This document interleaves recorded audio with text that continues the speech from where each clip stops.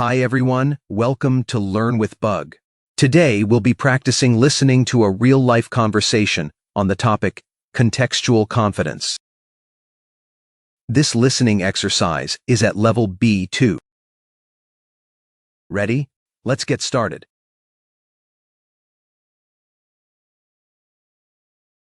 It comes up, they now are a great communicator. Right? So then the idea of contextual confidence led me to really working out that communication skills is such a critical skill set. Why? Because if I master the use of my voice, if I master the use of my body language, I master the ability to storytell, can I leave my voice at home? Can I leave my body language? Can I leave my ability to storytell and connect with other people at home? You can't.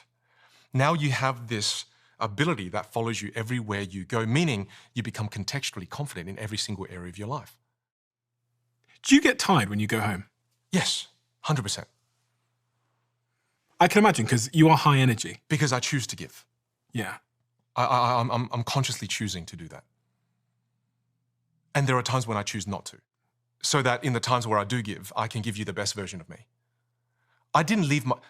Our interview today was 4 p.m., right? Mm. I didn't leave the hotel room at all day. Why? Because I'm conserving that energy for you. Oh, okay, thank you. Yeah, you're welcome.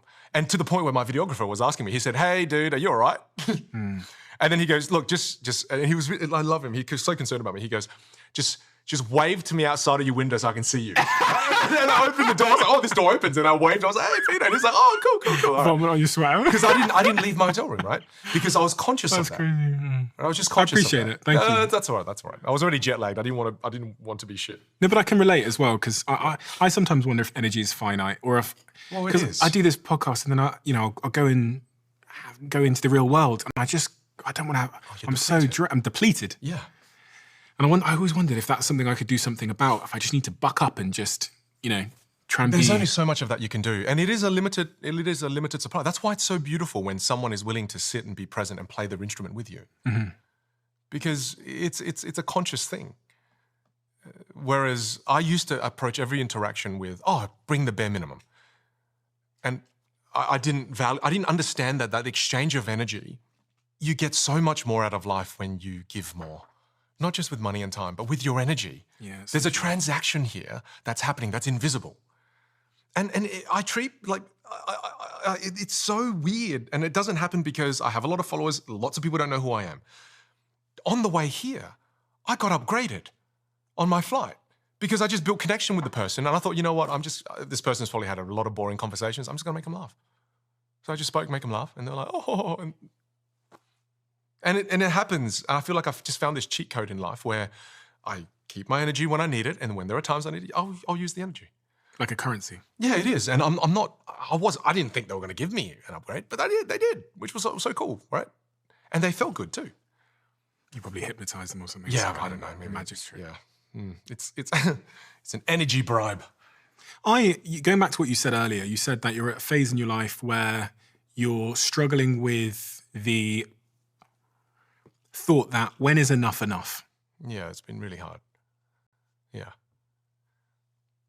I mean, are you feeling this? Because as you build your personal brand, as this podcast reaches more people, as it is already, as it gets bigger and bigger and bigger, more and more opportunities come along, the momentum gets faster and faster and faster. It becomes harder now to steer. What is that struggle, though? So struggle implies that there's two forces pulling in two different directions. So describe both forces to me. There's a part of me that is very ambitious. But my identity now has been upgraded. I'm not just entrepreneur, I'm dad. And there's a pull between the entrepreneur in me and the dad in me. And it's mutually exclusive. Yes. And they're both so strong. And I've never felt it this strong. My daughter's about to turn 1. My son's 7, turning 8. And these forces now, Stephen, are so strong because my father was so good in my life. Such a pillar in my life that I used to be away 180 days a year. Right? I missed out on so much of my son's upbringing. And I don't want to make that same mistake. And again, I didn't realize there was this, I didn't see the correlation between success and sacrifice. I drank the Kool-Aid. I thought, you can have everything. You can have everything. And I haven't found a way to do that because the more success I have, there's sacrifice that comes right behind it. you know, and I've just am learning what is the amount of sacrifice that I'm willing to have. And it's so hard because as I value being, like, the more I value being a father, the bigger these opportunities that come along as well. And then you're like, so it's this constant push and pull. And how are you navigating that?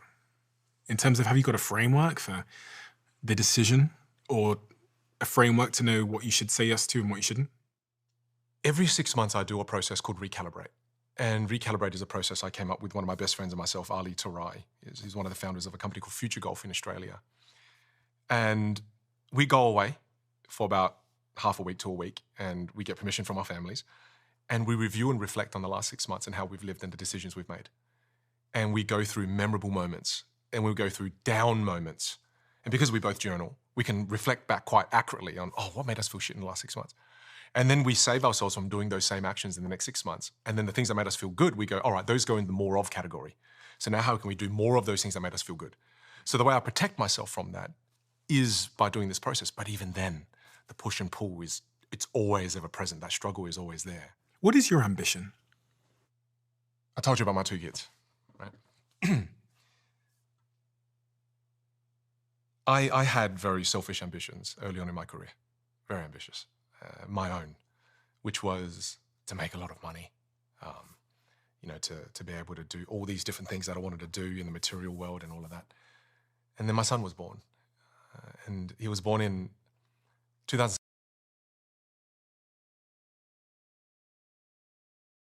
It comes up, they now are a great communicator. Right.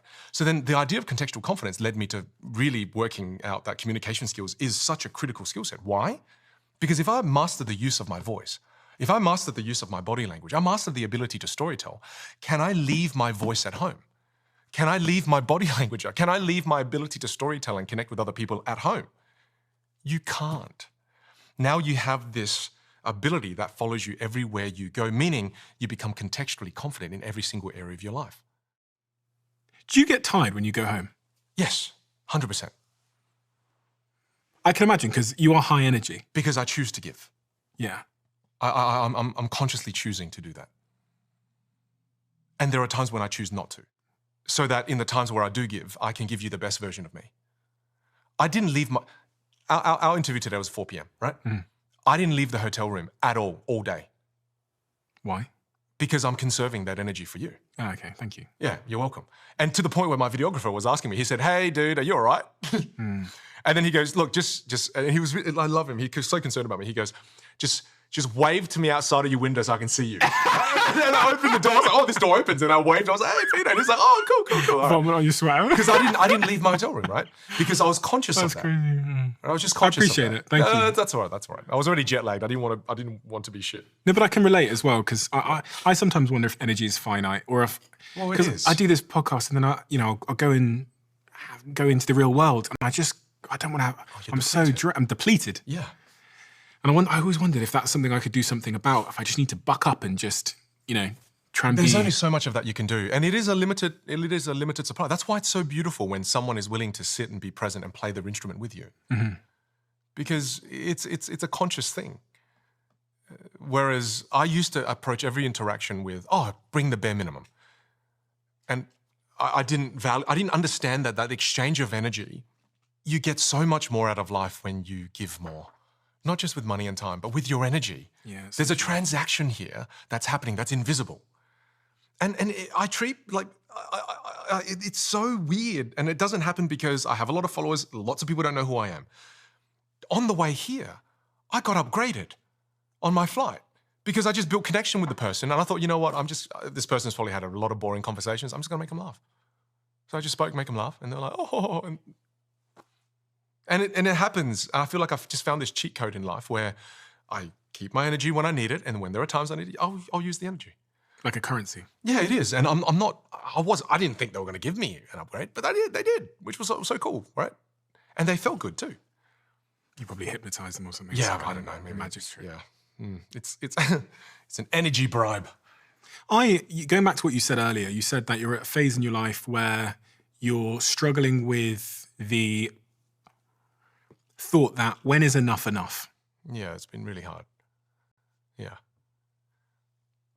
I mean, are you feeling this? Because as you build your personal brand, as this podcast reaches more people, as it is already, as it gets bigger and bigger and bigger, more and more and more opportunities come along, the momentum gets faster and faster and faster. It becomes harder now to steer. What is that struggle, though? So struggle implies that there's two forces pulling in two different directions. So describe both forces to me. There's a part of me that is very ambitious. But my identity now has been upgraded. I'm not just entrepreneur, I'm dad. And there's a pull between the entrepreneur in me and the dad in me. And it's mutually exclusive. Yes. And they're both so strong. And I've never felt it this strong. My daughter's about to turn 1. My son's 7, turning 8. And these forces now, Stephen, are so strong because my father was so good in my life. Such a pillar in my life that I used to be away 180 days a year. Right? I missed out on so much of my son's upbringing. And I don't want to make that same mistake. And again, I didn't realize there was this, I didn't see the correlation between success and sacrifice. I drank the Kool-Aid. I thought, you can have everything. You can have everything. And I haven't found a way to do that because the more success I have, there's sacrifice that comes right behind it. You know, and I've just am learning what is the amount of sacrifice that I'm willing to have. And it's so hard because as I value being, like the more I value being a father, the bigger these opportunities that come along as well. And then you're like, so it's this constant push and pull. And how are you navigating that? In terms of, have you got a framework for the decision or a framework to know what you should say yes to and what you shouldn't? Every 6 months, I do a process called Recalibrate. And Recalibrate is a process I came up with one of my best friends and myself, Ali Tarai. He's one of the founders of a company called Future Golf in Australia. And we go away for about half a week to a week, and we get permission from our families. And we review and reflect on the last 6 months and how we've lived and the decisions we've made. And we go through memorable moments, and we'll go through down moments. And because we both journal, we can reflect back quite accurately on, what made us feel shit in the last 6 months? And then we save ourselves from doing those same actions in the next 6 months. And then the things that made us feel good, we go, all right, those go in the more of category. So now how can we do more of those things that made us feel good? So the way I protect myself from that is by doing this process. But even then, the push and pull it's always ever present. That struggle is always there. What is your ambition? I told you about my 2 kids, right?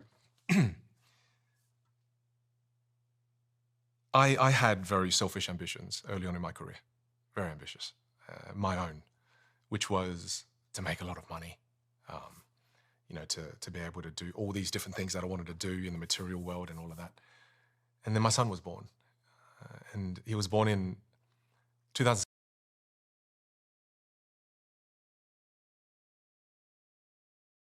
It comes up. They now are a great communicator. Right.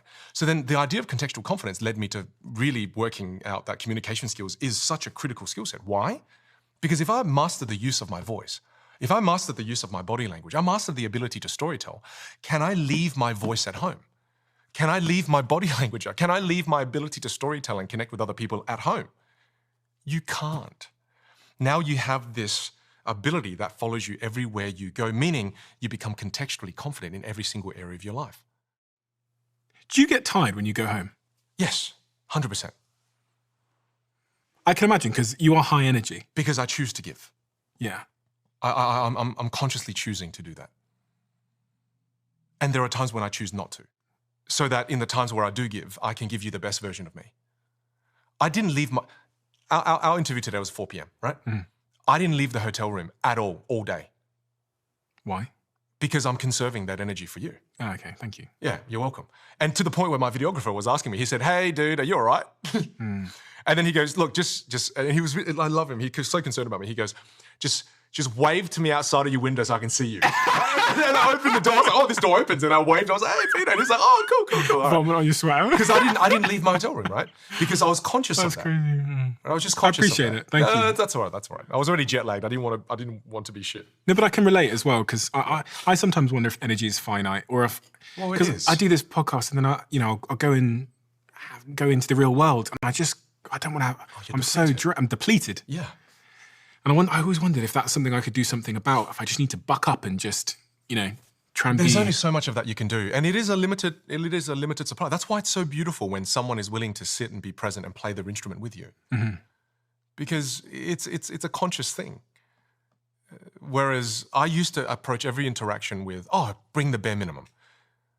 And I didn't understand that exchange of energy, you get so much more out of life when you give more. Not just with money and time, but with your energy. Yes. There's a transaction here that's happening, that's invisible. And I treat, like, it's so weird. And it doesn't happen because I have a lot of followers. Lots of people don't know who I am. On the way here, I got upgraded on my flight because I just built connection with the person. And I thought, you know what, this person's probably had a lot of boring conversations. I'm just gonna make them laugh. So I just spoke, make them laugh. And they're like, oh, and it happens. And I feel like I've just found this cheat code in life where I keep my energy when I need it. And when there are times I need it, I'll use the energy. Like a currency. Yeah, it is. And I didn't think they were gonna give me an upgrade, but they did, which was so cool, right? And they felt good too. You probably hypnotized them or something. Yeah, I don't know. Maybe magic trick. Yeah. It's it's an energy bribe.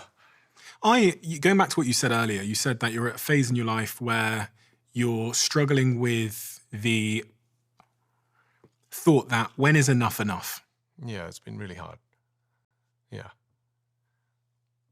I mean, are you feeling this? Because as you build your personal brand, as this podcast reaches more people, as it is already, as it gets bigger and bigger and bigger, more and more and more opportunities come along, the momentum gets faster and faster and faster. It becomes harder now to steer. What is that struggle, though? So struggle implies that there's two forces pulling in two different directions. So describe both forces to me. There's a part of me that is very ambitious. But my identity now has been upgraded. I'm not just entrepreneur, I'm dad. And there's a pull between the entrepreneur in me and the dad in me. And it's mutually exclusive. Yes. And they're both so strong. And I've never felt it this strong. My daughter's about to turn 1. My son's 7, turning 8. And these forces now, Stephen, are so strong because my father was so good in my life. Such a pillar in my life that I used to be away 180 days a year. Right? I missed out on so much of my son's upbringing. And I don't want to make that same mistake. And again, I didn't realize there was this, I didn't see the correlation between success and sacrifice. I drank the Kool-Aid. I thought, you can have everything. You can have everything. And I haven't found a way to do that because the more success I have, there's sacrifice that comes right behind it. You know, and I've just am learning what is the amount of sacrifice that I'm willing to have. And it's so hard because as I value being, like, the more I value being a father, the bigger these opportunities that come along as well. And then you're like, so it's this constant push and pull. And how are you navigating that? In terms of, have you got a framework for the decision or a framework to know what you should say yes to and what you shouldn't? Every 6 months I do a process called Recalibrate. And Recalibrate is a process I came up with one of my best friends and myself, Ali Tarai. He's one of the founders of a company called Future Golf in Australia.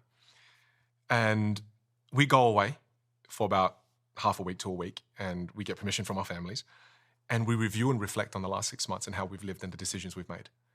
And we go through memorable moments, and we go through down moments.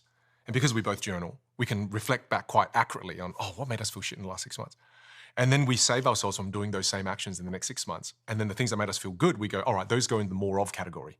So now how can we do more of those things that made us feel good? So the way I protect myself from that is by doing this process. But even then, the push and pull it's always ever present. That struggle is always there. What is your ambition? I told you about my 2 kids, right? I had very selfish ambitions early on in my career, very ambitious. My own, which was to make a lot of money, you know, to be able to do all these different things that I wanted to do in the material world and all of that. And then my son was born, and he was born in 2000. Thank you for practicing with me today. See you in the next video. Bye.